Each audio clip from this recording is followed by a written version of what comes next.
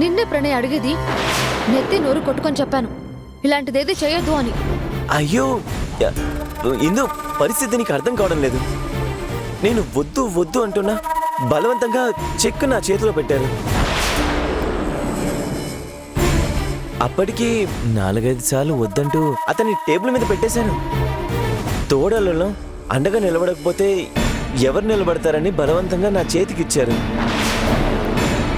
అప్పటికి నేను చెప్తూనే ఉన్నాను, లేదండి నాకు ఇబ్బందిగా ఉంది వద్దు అని. తీసుకోకపోతే అవమానించినట్టే అవుతుందని అతను అంటున్నాడు. నేను ఏం చేయనిందు? ఏంటి ప్రణయ్, లేనిపోని ప్రాబ్లమ్స్ అన్ని తీసుకొచ్చి పెడుతున్నావు నాకు.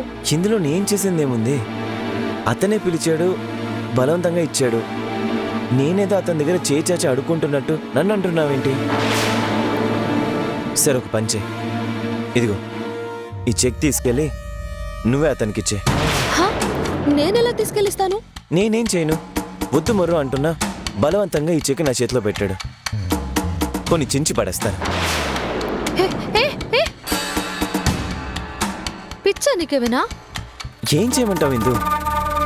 నా తప్పేం లేకపోయినా నన్ను నానా మాటలు అంటున్నావు.